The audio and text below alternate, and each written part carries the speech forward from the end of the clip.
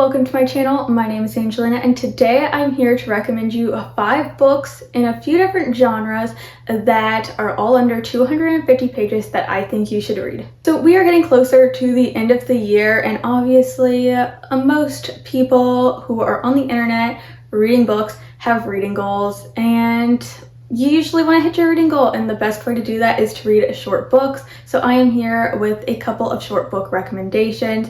Some of them are horror.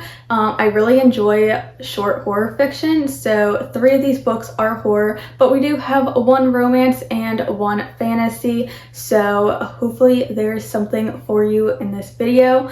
I am looking for more horror recommendations that are under 250 pages, so if you have any recommendations, definitely leave them in the comments below. But let's get into the books. So first, of course, I have to recommend What Moves the Dead by T. Kingfisher. This is one of my all-time favorite horror books. It is super short. Obviously, you can see all my tabs. I have read this book multiple times. It is one of my favorites. There is a second book to the series, but you do not have to read the second book if you do not want to.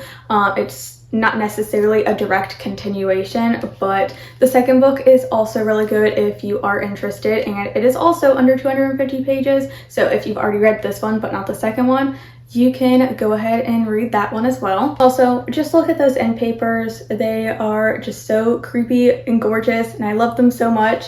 And this just gives you the vibe of the entire story right here. So this book is a retelling of The Fall of the House of Usher, and I have not read the original source material, so if you haven't either, do not worry, you can still read this book with no problems at all. But we are following Alex, who is a retired soldier, and they are visiting their friend who sent them a letter, and it was very cryptic, but they are going there to help out, and some creepy things start happening.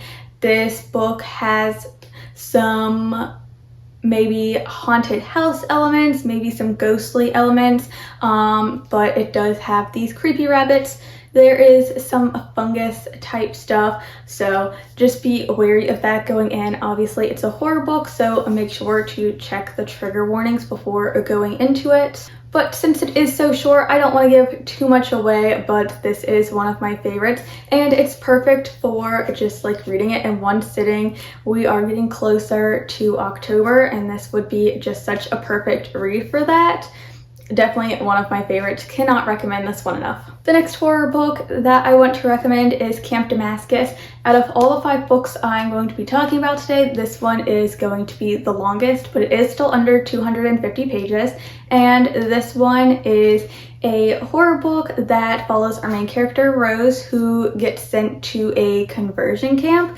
And that's what this whole book is about. It's about the horrors of conversion camp. There is some sort of like fantastical horror that is involved in here. The horror isn't just necessarily the conversion camp itself, although that is a big part of this. So if you are looking for a horror book that has a bit more commentary to it, I would definitely recommend checking this one out.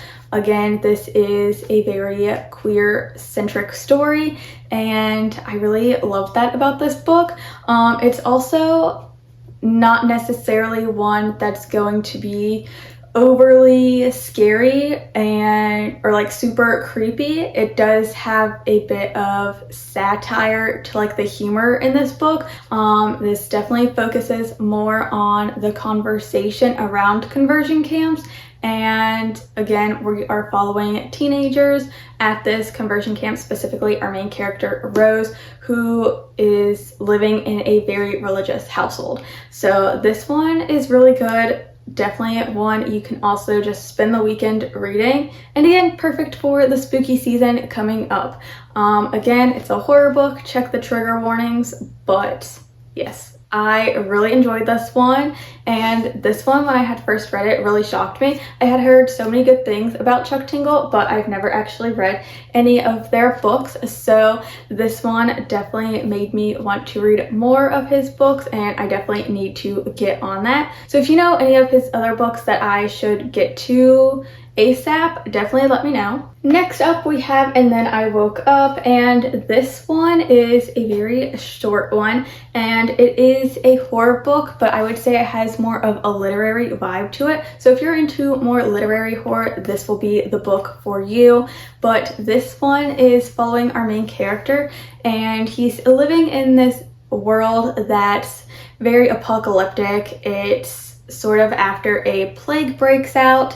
It gives a sort of zombie-like vibes to the story, but our main character is trying to figure out the difference between what is real and what is fake. This book talks a lot about propaganda and sort of how people will believe anything that is said to them, and yeah, that's like the whole theme of this book, and it's really well done. It has very creepy vibes, definitely one where you're trying to figure out what is going on, but at the center of it, it is focusing on the overall themes of the book, and it's one of my absolute favorites. And this is one of the books that I recommend to people who really want to sort of think, who finish the book and really wants to ponder like the overall message of it afterwards. That's kind of what I get from this book, and that's why I recommend it so much. Also, it is short, so it's one of those really good books. I would honestly love to read this book for a book club to just have those discussions about it, because I feel like it would be absolutely perfect for that. Okay, so moving on to a YA fantasy series, we have the Wayward children's series.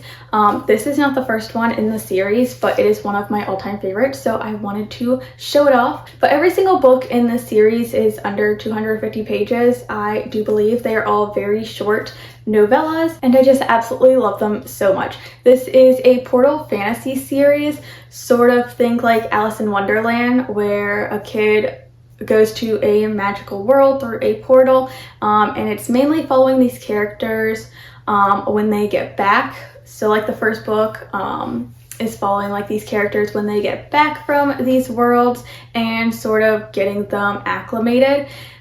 So the series is kind of weird to explain because all of the odd books, I believe, are the ones where they're back in the real world, and all of the even books take place inside one of the fantasy worlds. But this one is following our main character, Ancy, and she ends up getting lost, and she makes her way to this world where it's sort of like an antique shop kind of thing, where it's where lost things turn up at. So anytime someone loses something, it pops up in this shop, and so now she is living in this shop. And this shop also has the ability to open up doors, which if you've read the other books in the series, you will know that most of these kids who go through these portals really want to go back to their world. So this is sort of a covenant thing that she has experienced, but she is forced to grow up really fast in this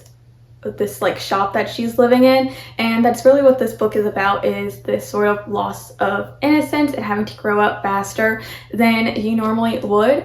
And it is just such an amazing story. It is very like light fantasy. It is targeted for a YA audience, but really any book in the series I would really recommend. This is just one of my favorites, so I wanted to show it off. Alright, and the last book I'm going to recommend is just a very fun monster romance, because I feel like a lot of these books dealt with very heavy topics, so I wanted to end it off very light and fun. If you're looking for something just a bit more chill, we have I Married Naga. Really any book in the series, they're all like romance novellas. They are all I married, and then it's some sort of a creature or monster. But this is my personal favorite in the series. He is a snake man. It's very fun. But this book is following our main character, Serena, and she is a hunter. She's participating in this big sort of hunting competition, and some things end up happening where she is forced to do like a marriage of convenience with the snake guy, and it's just really fun, really cute. I absolutely love their romance, so if you enjoy a good monster romance, this one is absolutely amazing. But also all of the ones in the series are really fun. They all play on like different romance tropes, but this is my personal favorite. I just like a really strong female main character and a guy who's just like absolutely obsessed with her and wants to do anything for her, and that's kind of what this is. Also, I just love sort of the community sort of aspect of this world that they are living on. So this one, again, just really fun. Definitely something that's, you know, like a palate cleanser, an easier read. And you know, if you want to read like a monster sort of romance for Halloween, this is also just like really good. It's really fun, not spooky at all, and yeah, definitely would recommend. But these are the 5 books under 250 pages that I would recommend. These are all the ones that I really wanted to talk about today.